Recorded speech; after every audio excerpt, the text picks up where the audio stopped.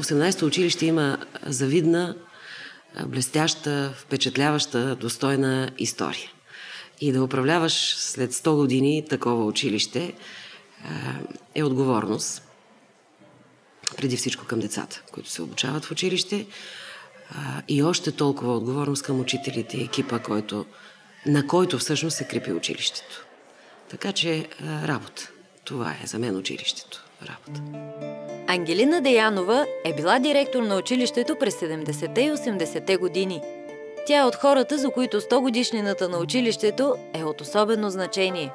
Аз наистина много се вълнувам от тази 100-годишнина, защото от тези 100 години, 22 години съм била тук. И това е училище, което наистина има една много, много богата история. Историята си училището започва през 1907 година, като трета държавна мъжка гимназия с търговски, реален и класически отдел. Тя е наследник на двете трикласни училища от столичния квартал Три кладенци, които от своя страна са били клонове на първа държавна мъжка гимназия. Официалното откриване на гимназията става 3 години по-късно, началото на януари 1910 година. Същата година тя получава и името на видния английски държавник Уилям Гладстон. През дългата си история училището преживява дните на Първата световна война, когато е превърнато в лазарет, а след това и Втората световна война, когато успява да оцелее по време на бомбардировките над София, въпреки че е пострадало значително от тях. Цялата история на училището може да се проследи с документи, част от които все още се пазят в неговата библиотека. Библиотеката към 18-то СОУ, което е наследник на Трета мъжка гимназия, е създадена още непосредствено след откриването на Трета мъжка гимназия, като първоначално библиотеката е била съвместно с Учителския институт. Данни, потвърждаващи този факт, се съхраняват в историческия музей. Веднага след отделянето на библиотеката като самостоятелна, първите библиотекари са били всъщност учители в Трета мъжка гимназия. Между тях е бил и Асен Разцветников. В момента библиотеката разполага с изключително богат фонд от книги, общо над 16 000 тома. Част от тях са на английски, френски и немски език. Между тези книги се намират и редки издания, някои от които издадени през 19 век, а други са написани на немски готически шрифт. Тези книги са обособени като самостоятелна сбирка, но са на разположение на желаещите да ги ползват. През 1930 година гимназията придобива статут на образцово училище. През есента на същата учебна година се открива стажантски учителски институт към специалността западни филологии към Софийският университет Свети Климент Охридски. Тогава училището придобива правото да дава учителска правоспособност на студенти, завършващи тази специалност. Това е било единственото училище, в което са стажували всички бъдещи учители. То е било към университета Климент Охридски, базово училище, също така към спортната академия, пак базово училище. Ако ви прави впечатление, тук навсякъде има по 2 кабинета. 2 кабинета физика, 2 химия, 2 биология. Това е защото във втория кабинет са стажували стажантите учители. През 50-те години на миналия век Трета мъжка гимназия е преобразувана в единно средно училище, като от 1966 година то е преименувано в 18-то единно средно политехническо училище Свети Кирил и Методий. Днес 18-то училище е единственото на стария континент, в което учениците изучават по редовна програма източни езици. Друга специфика в обучението тук е ранното чуждоезиково обучение. Айде, пиленца!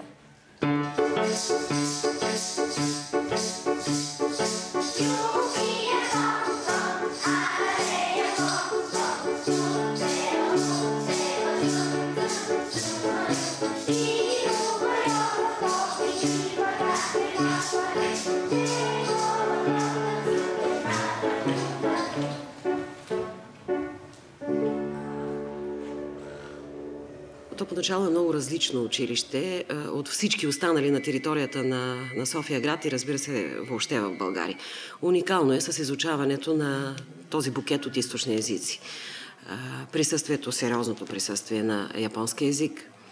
Новото от 3 години е, че японски език е въведен вече в учебната програма в начален етап.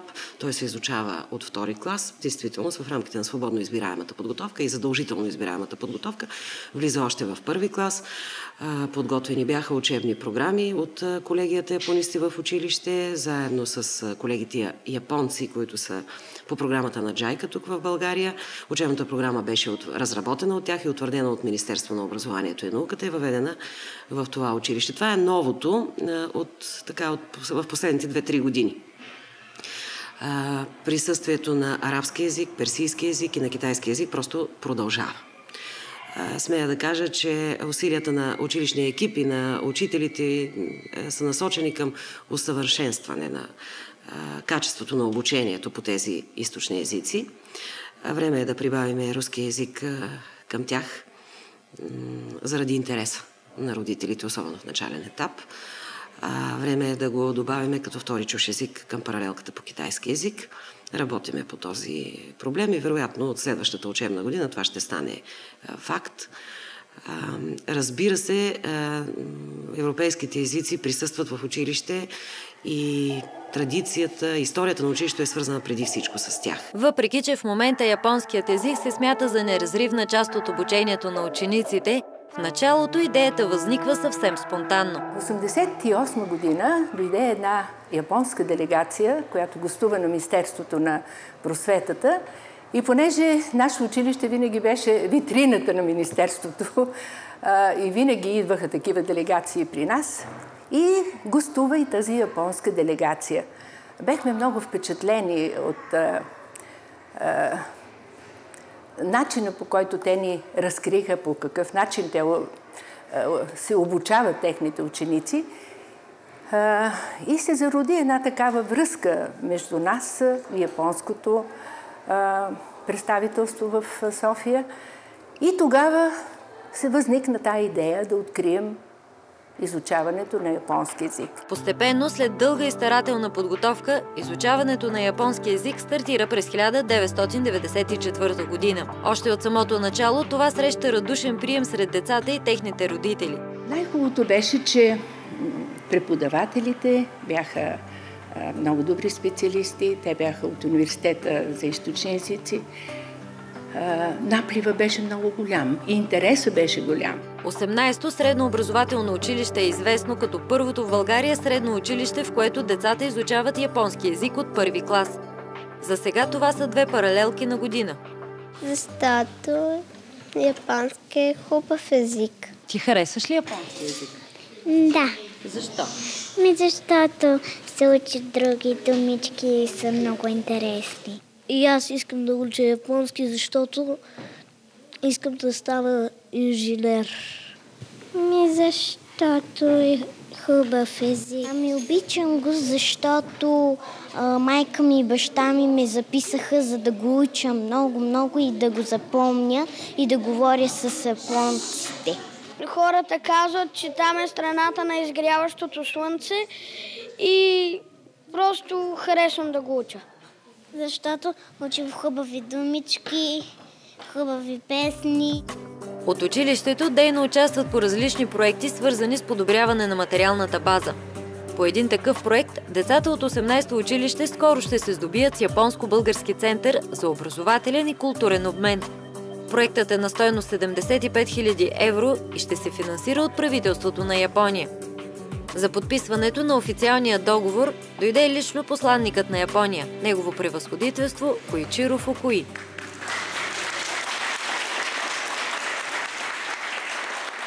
Там, в този център, ще бъдат изнесени всички извънкласни дейности, които са свързани с източните езици.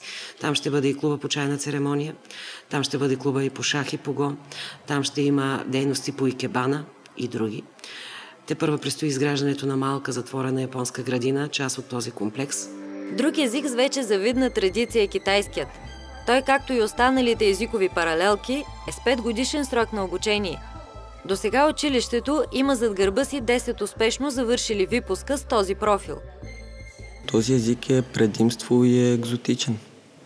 И с него може да се постигнат много повече неща, отколкото с един прост английски, да речем. Откриват се много повече врати. Езика е интересен, не е като другите езици. Всеки един език е предимство от по-редките езици. Предполагам, че няма начин да не влезе в употреба. Не мога да кажа, че е лесен. Да, защото все пак езика е малко по-нестандартен и предполагам, че наистина е необходимо малко повече време, за да се усвои наистина добре. Училището винаги е имало сериозна извънкласна дейност в своята история. Развиват се прекрасно децата, радват ни непрекъснато с изяви. Голямо постижение смятам формирането на клуба по шах и го. Той е така лично открит и лично обгрижван от световно известния шампион по шах на България Веселин Топалов. Той е негов патрон. Присъства много често тук, когато децата имат сериозни изяви.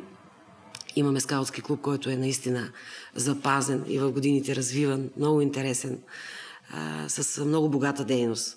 Много добре се развива и има огромен интерес на деца към него. Те пътуват непрекъснато в страната и в чужбина.